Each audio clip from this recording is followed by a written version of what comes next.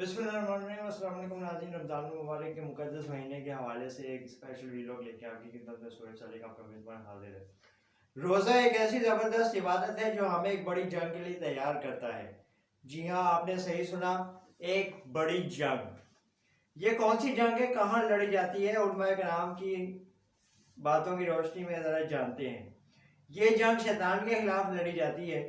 دراصل روزے کی عبادت صبر و تحمل کا درس دیتی ہے، برائی سے روکتی ہے، بڑے کاموں کی طرف جانے سے جو ہے وہ انسان کو محدود کرتا ہے۔ روزہ جب انسان روزے کی حالت میں ہوتا ہے تو وہ برے کاموں کو کرنے سے، انجام دینے سے ڈرتا ہے، کیونکہ اس کا روزہ ختم ہونے کا یا روزے پہ اثر انداز ہونے کے ان کاموں کی اس انسان کے ذہن میں خوف طاری ہو جاتا ہے۔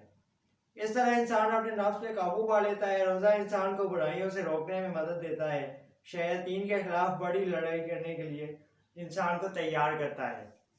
روزے میں ہم سب جھوٹ بولنے سے گریز کرتے ہیں، کاروبار میں شیطانی سچائی سے کام لیتے ہیں، غلط بیانی نہیں کرتے، صحیح تولتے ہیں کیونکہ ڈر ہوتا ہے کہ اللہ دیکھ رہا ہے۔ روزے میں شیطان قید ہو جاتا ہے۔ رمضان کے بعد شیطان سے سارا سال جنگ رہتی ہے۔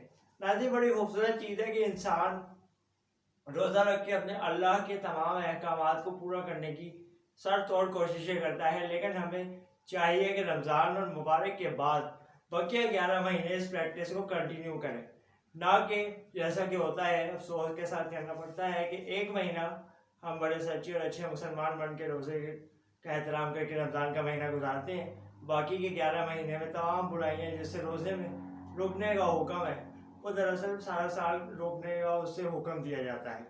سہیل صالح کو اس ویڈیو سے اجازت دیجیے، اپنے تاثرات سے ہمیں ضرور آگاہ کیجیے گا۔ اگلے ویلوگ تک آپ کا میزبان آپ سے اجازت چاہتا ہے، تب تک کے لیے اللہ حافظ۔ پاکستان زندہ باد۔